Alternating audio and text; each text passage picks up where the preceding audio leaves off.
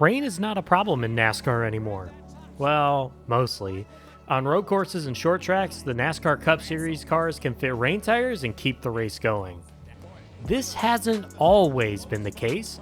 Let's go to 2001, the All-Star race in Charlotte. Green flag's out, everyone dives into turn one.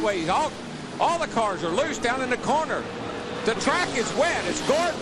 Since it was the All-Star race and it didn't count for points, teams were allowed to pull out their backup cars if they destroyed their primary car in that crash.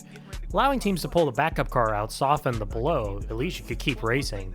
That didn't mean they were happy. It seems as if, perhaps, we started the race on a wet track and the Napa Chevys tore up. I'm not too pleased about that. But when it rains during a race that counts, nobody has that luxury. 10 years later, in 2011, IndyCar is racing in New Hampshire for the first time in 13 years. We have contact, guys. I don't think it's contact. I think it's we've got rain in the air. Okay, it's raining, but we got the caution flag out before anything bad happens. Anyways, after some pacing, the track's finally dry and we're... They've called it off. Oh, they called it off.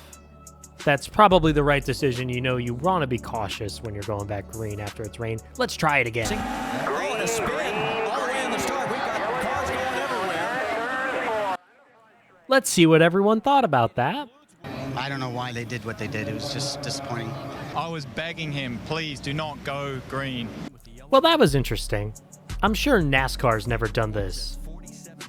Right? 20 years after the All-Star fiasco and 10 years after IndyCar's fiasco at this exact racetrack, the leader Kyle Busch and multiple other cars crash at New Hampshire because it was raining.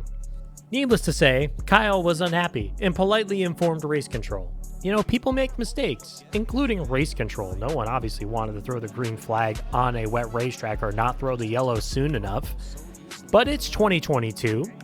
We have the next-gen car, and the next-gen car has rain tires at certain racetracks. This problem should be solved. Right?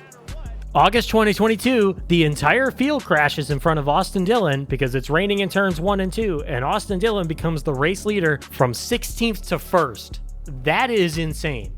There were only 17 cars left in the race when the race went back to green flag 3 hours after this crash. I guess it goes to show, no matter what series you are or where you might be, rain's going to give you a problem at some point.